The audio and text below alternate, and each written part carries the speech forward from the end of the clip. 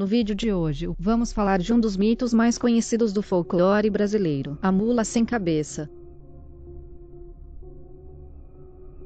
A lenda da mula sem cabeça teve origem na Península Ibérica e foi trazida para a América Latina por espanhóis e portugueses. Aqui no Brasil, a lenda chegou por intermédio dos portugueses e se espalhou por todo o território, ganhando popularidade novas versões em algumas regiões. Em países como o México, por exemplo, é conhecida como malora, já na Argentina se diz mula anima, já em outros países de idioma espanhol, a lenda pode ser conhecida também como alma mula, mula sem cabeça ou mulher mula. Geralmente, a mula sem cabeça se refere a uma mulher que se transforma em mula e no lugar da cabeça sairia labaredas de fogo, inclusive na cauda. Ela seria descontrolada e possuiria um relinchar assustador, que poderia ser confundido com um lamento de dor. Vamos entender melhor o porquê da transformação, entrando a fundo na lenda.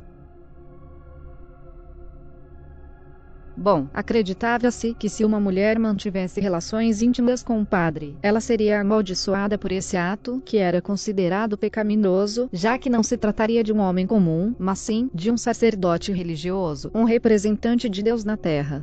Então, como castigo, toda madrugada de quinta-feira, a mulher pecadora se transformaria na mula sem cabeça. Ela atacaria todos aqueles que cruzassem seu caminho, e caso desse um coice, isso seria o suficiente para ferir fatalmente uma pessoa. Ela só pararia de atacar depois que percebesse que sua vítima morreu. Afirmavam ainda que ela percorreria 7 cidades durante a madrugada, e só voltava ao normal quando o galo cantasse, ou ao terceiro cantar do galo. Tá, ok, mas aí você me pergunta, Gabi, e o padre? Ele também pecou? Afinal, a mulher não se relacionou sozinha. Sim, correto, porém, não havia menções de punições aos padres, até porque no entendimento popular, a sua punição seria dada no plano divino. Talvez acreditavam que sua punição seria um inferno, pela sua quebra no voto de castidade, mas ainda assim, não havia punições em vida para ele. Bem curioso, não é mesmo?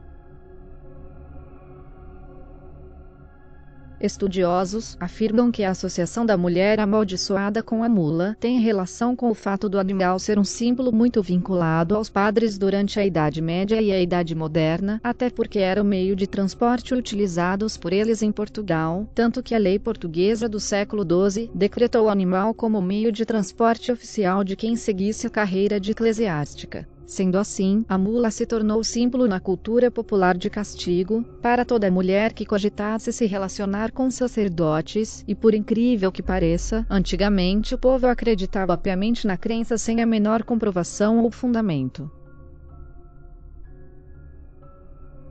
A lenda diz que uma das formas de evitar a transformação seria a mulher ser amaldiçoada 7 vezes por um padre, antes do início de uma missa. Já em outras adaptações, dizem que é preciso retirar o freio que está na boca da mula, ou então feri-la com qualquer objeto pontiagudo.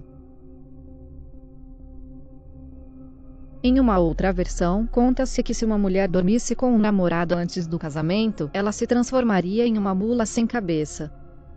Bom, até aqui conseguimos nitidamente perceber que essa lenda tinha como função reforçar os padrões morais e religiosos de antigamente para amedrontar as mulheres, fazendo com que elas não tivessem liberdade sobre seus próprios corpos, consequentemente não tendo direito sobre sua própria sexualidade, ajudando também a intimidar as mulheres que cogitassem se relacionar com sacerdotes.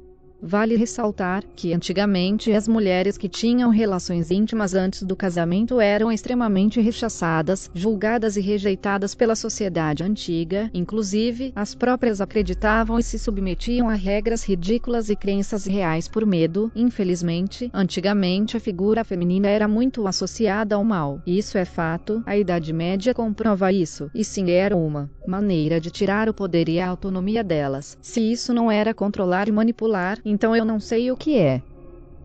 E cá entre nós, sabemos que muitas lendas tinham como papel podar determinados comportamentos humanos, vistos como errados. Essa lenda é um exemplo disso.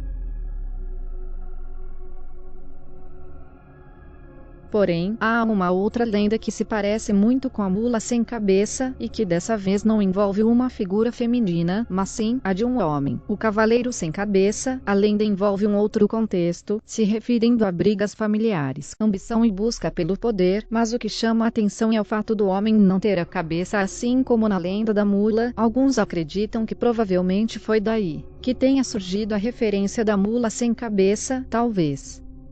Bom, mas voltando à mula sem cabeça, podemos concluir que é apenas um mito inventado, e que nenhuma mulher se transforma em mula ou é amaldiçoada por ter relação íntima com um padre antes de se casar. Sem chance. Acho que até aqui a maioria concorda. A história era uma forma de podar as mulheres de antigamente, como já mencionei anteriormente. Ok. Mas, e se na verdade, a mula sem cabeça não tiver nada a ver com mulheres ou padres? E se na verdade tem a ver com alguma outra criatura, tirada de contexto de alguma outra história, ainda desconhecida por nós, já que dizem que toda lenda tem um fundo de verdade? E se nesse caso não for a história, mas sim a tal criatura quadrúpede sem cabeça, que cavalga por aí nas madrugadas, cruzes? Seria possível? Bom, não saberemos.